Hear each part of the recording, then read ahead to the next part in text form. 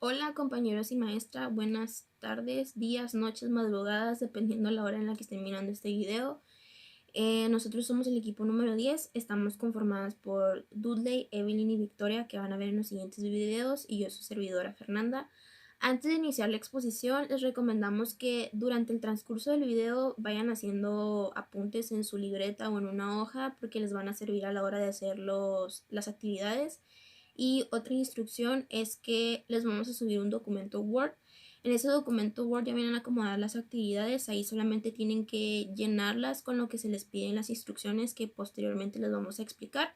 Esto es para aclarar cualquier duda y ya creo que después tienen que subir ese documento ahí atendiendo las indicaciones que la profe dé. Y bueno, ya aclaradas estas dudas, vamos a iniciar ahora sí con la exposición. El tema del que les vamos a hablar el día de hoy es leer por placer. Si estuviéramos en clases presenciales, yo iniciaría preguntándoles a ustedes qué es leer por placer o a qué les suena o qué ideas tienen sobre este tema. Pero dadas las circunstancias, yo voy a iniciar explicándoles así lo que es. Y bueno, ¿qué es leer por placer? La lectura por placer es de cuestión personal. Cada lector tiene que conocer sus gustos para así poder seleccionar los textos que desea leer. Por ejemplo, cuando un maestro nos deja de tarea una lectura porque tenemos que realizar un trabajo o una actividad con esa lectura, la comprensión y la lectura no va a ser de la misma forma a que si tú lees un texto por placer. ¿Por qué? Porque cuando tú lees un texto por placer es un texto que tú estás leyendo porque tú lo escogiste y porque está basado hacia tus gustos personales. Va a haber gente que se va a inclinar más por lo romántico, lo dramático, lo de acción, lo de terror. Esos son gustos de cada persona. Entonces, cuando tú lees un texto basado en tus gustos, lo disfrutas más, lo comprendes mejor, es una lectura más amena porque es una lectura, ahora sí, vaya la redundancia, por placer. Y cuando tú lees un texto porque a alguien te pide que lo leas, si lo lees, lo comprendes, lo entiendes, pero no lo vas a disfrutar de la misma manera a que si tú lees un texto por placer. Beneficios de la lectura. La lectura ayuda a la comprensión de textos, mejora la gramática, el vocabulario y la escritura de las personas. La lectura ayuda a aumentar también la curiosidad del conocimiento de determinados temas. Por ejemplo, si a ti te interesa saber cómo se podría hacer la cerveza, pues tú investigas y vas leyendo un poco más acerca de ese procedimiento para la creación de la cerveza. La lectura también estimula el razonamiento y la capacidad de la memoria de las personas. La lectura aporta la capacidad de pensamiento crítico y la confianza a la hora de hablar. La lectura es un buen pasatiempo y una buena vía contra el aburrimiento. Ahorita, por ejemplo, en este tiempo de cuarentena, es una buena opción. La lectura también ayuda a explorar nuevos mundos y mejorar la imaginación de las personas. Se ha checado que si los niños desde muy pequeños empiezan a tener cierta relación con los libros, les fomenta mucho la imaginación.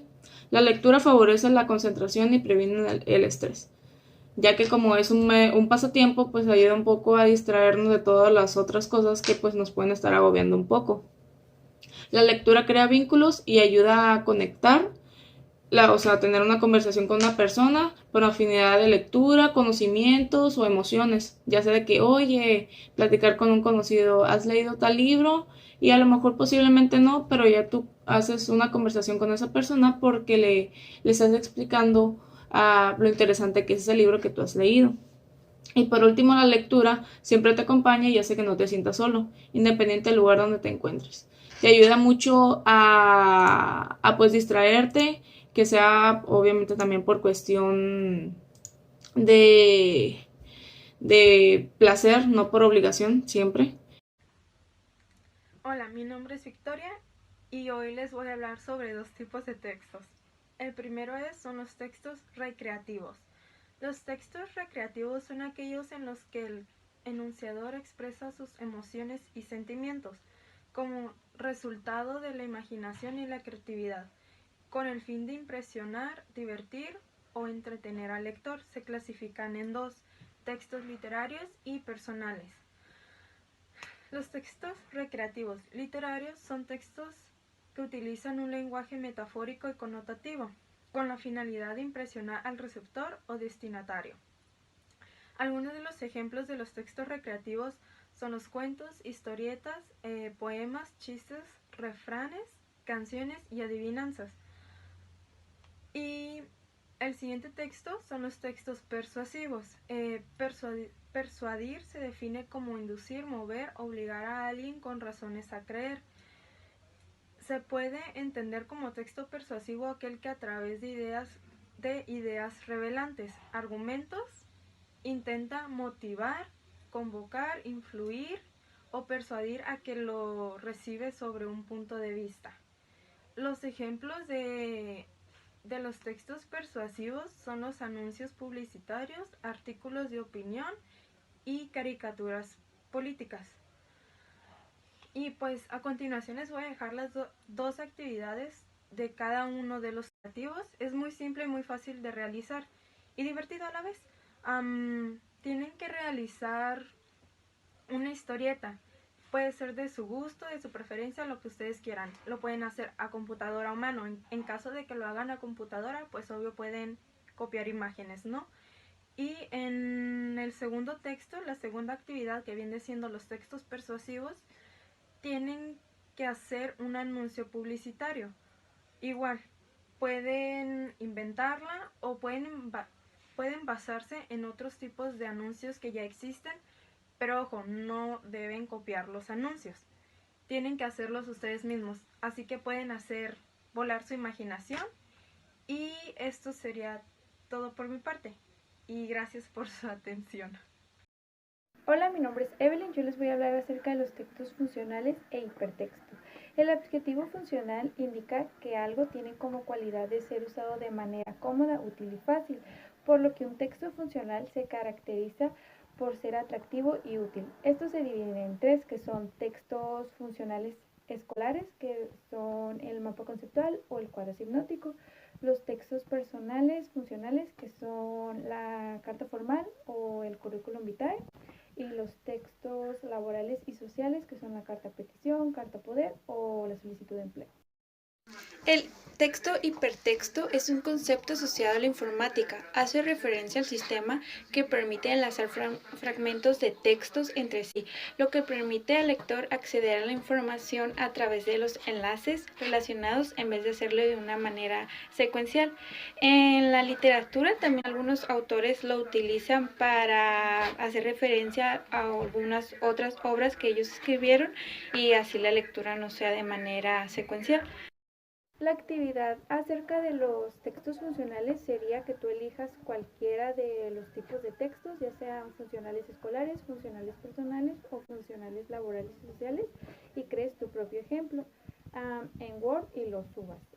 El otro sería que tú identifiques algún texto que contenga hipertextos, le tomes captura de pantalla y lo pongas en una de Word, y esa sería tu actividad por parte de los hipertextos. Ahora yo les hablaré de los textos expositivos. Estos textos pretenden dar información sobre un tema, que permite conocer lo más relevante del mismo y orientan al público sobre sus posibles repercusiones. Ahora aprenderás que estos textos pueden clasificarse en divulgativos, aquellos dirigidos a todo el público, y especializados, dirigidos a personas conocedoras de algún tema o especialistas en alguna materia. Se clasifican en tres.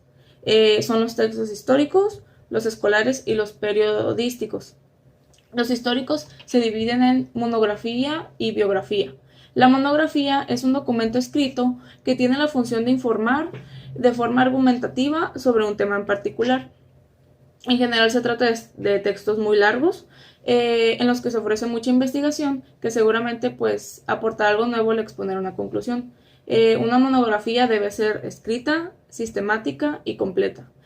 Además debe responder a un tema en específico, estudios previos exhaustivos, aborda de varios aspectos y variantes del caso, tratamiento del tema de profundidad, un método específico de estudio y aporte el autor original y que sea personalizado. Los objetivos de la monografía son, además, una exposición de casos y una compilación de material. Una investigación sobre el tema que hasta incluso podrá arrojar hipótesis nuevas que descarten o corrijan la información. La biografía es una historia acerca de una persona en un texto más o menos breve. Consiste desde su nacimiento hasta que fallece. Son sus hechos, sus logros, sus fracasos y algún aspecto significativo que tenga en su vida en cuestión. En los textos periodísticos encontramos la noticia, la crónica, el reportaje y la entrevista. La noticia. La noticia se trata de un relato breve, generalmente muy breve, sobre un hecho o evento. La crónica se refiere a una relación relatada de los hechos que se han desarrollado en un tiempo determinado.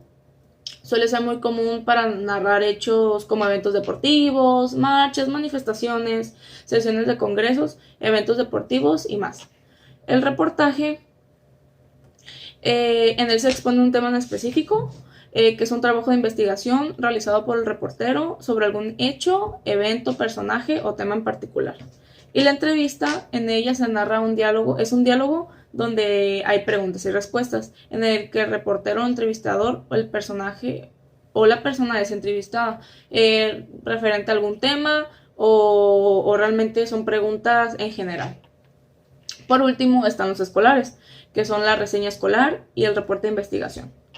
El reporte de investigación es un texto, en sí esos textos pues los usamos más nosotros, ahorita que nosotros estamos en formación académica.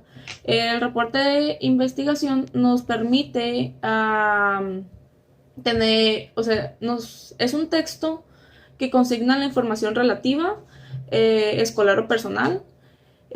Asimismo, es un registro de un proceso en el que se informa al maestro la situación en la que se halla el avance de una investigación. Y la reseña escolar es un texto que consigna los datos distintivos de un objeto, persona, animal, hecho, etc., con el fin de identificarlo. El proceso para crear una reseña consta de 6 pasos. Investigar los datos más relevantes del objeto reseñado, del que se está haciendo la reseña, la organización de dichos datos en las fechas correspondientes, ahora sí que todo tenga un acomodo correcto, y los datos pues obviamente estén acomodados también bien, la determinación de las partes o incisos en los que se va a dividir la reseña, por ejemplo, pues sus subtemas, pues ahora sí, si es un tema que tiene varias fuentes o va para varios lados, pues sí hay que dividirlo. La lectura de todo el material de investigación, pues hay que tenerla también completamente. La discriminación de las ideas más importantes y la búsqueda de citas textuales que enriquezcan el texto en caso de ser necesarias para complementarlo. Ya que en sí es un tanto personal, por eso se discriminan ciertas ideas, las ideas importantes, porque es lo que tú vas a decir referente a lo que ahora sí, de lo que estás tomando la reseña, de la cosa, el objeto, ahora sí, etc, etc, etc. Para finalizar, acerca de este tipo de textos, se va a realizar 3 actividades. Deben realizar una biografía, ya sea de algún personaje histórico o de algún artista famoso que les guste o del que gusten, una crónica o entrevista. Puede ser de un tema relevante como ahorita lo que es el coronavirus, las marchas feministas, algo que sea pues de su interés o de su agrado o su gusto. Y por último, una reseña escolar, puede ser de un libro, algún video, algún texto. Ahora sí, eso queda a su criterio realmente. Nada más tienen que tener en cuenta que tengan las características, y si no llegaran a entender algo, pueden igual acceder a internet para buscar un poco más, pero eso sería todo por mi parte. Ahora yo les voy a hablar de los textos personales. Los textos personales se clasifican en 3, que son los históricos, los familiares y los escolares. Dentro de los escolares está la autobiografía. La autobiografía cuenta la vida de la persona que la escribe. Es en primera persona, está escrita cronológicamente y básicamente se narran sucesos, cosas importantes, recuerdos, experiencias de la persona que lo está escribiendo, o sea, de su propia vida. El diario es uno de los más importantes de los textos personales. Con este puedes llevar un registro más detallado de lo que haces día con día, pudiendo incluir lo que vienen siendo detalles sobre lo que has hecho. La memoria es muy parecida a la autobiografía porque las dos narran sucesos importantes de la vida de una persona. La única diferencia es que en la autobiografía son varios sucesos y en la memoria se enfoca solamente en un suceso importante. Y por último está el cuaderno de viaje. El cuaderno de viaje es un registro de todas las experiencias de un viajero. Básicamente es todo aquello que realizas durante un viaje, que es el lugar, la hora, la comida, los paisajes, cosas relevantes sobre un viaje. En los familiares, primero está la anécdota. La anécdota son los relatos o esas situaciones que salen fuera de lo cotidiano, que se quedan grabadas en tu memoria. Por ejemplo, hace 2 años se cayó mi amiga y se cayó de una forma bien chistosa, o sea que nadie nos lo esperábamos y me dio mucha risa. Eso se quedó grabado en mi mente y lo voy a seguir recordando por toda mi vida y lo voy a seguir contando. Después sigue la carta. La carta muchas veces sirve para poder decir o expresar cosas que no podemos decir en persona. Los elementos de la carta es el lugar y la fecha, el saludo, el cuerpo y la despedida. Después sigue el mensaje electrónico. El mensaje electrónico es como la contraparte de la carta, solamente que es digital. Y los elementos de esto es el remitente, que es la dirección, el destinatario, la persona para la que va, el tema del correo que viene siendo en el asunto. No sé si han visto en los correos de Gmail que sale ahí agregar el asunto. Bueno, eso es el tema del correo. Y por último, el mensaje. Dentro de los escolares está la agenda. La agenda es más que nada donde anotas todas las actividades por realizar durante la semana, el mes o el año, y sirve más que nada para organizarte. Después está la bitácora. La bitácora es muy parecida a la agenda. Es también un texto personal que sirve para realizadas, incluyendo los aprendizajes y actividades significativas. El cuaderno de trabajo es más que nada una redacción de lo que has aprendido durante el día. Y por último, los apuntes. Los apuntes es una recopilación de todas las anotaciones que has hecho sobre una asignatura. Por aquí damos por concluida nuestra presentación. A continuación vamos a presentarles lo que viene siendo la actividad sobre este tipo de texto, que son los textos personales. La actividad número 1 consiste en lo siguiente. En el documento de Word realiza una autobiografía de media cuartilla mínimo. En la parte superior izquierda identificar a cuál texto pertenece, es decir, si es familiar, histórico o escolar. Recuerda los elementos de la autobiografía mencionados anteriormente durante la presentación. La actividad 2 consiste en lo siguiente. En el documento de Word realiza una anécdota de extensión libre. De igual manera, identificar a qué texto pertenece, igual en la parte superior izquierda. El texto debe de ser coherente y con buena ortografía. Y para finalizar, en el documento de Word pasar tus apuntes que debiste realizar durante la exposición e identificar a qué texto pertenece. Por nuestra parte sería todo. Espero que haya sido de su agrado la presentación, que hayan podido entendernos, y es todo por nuestra parte.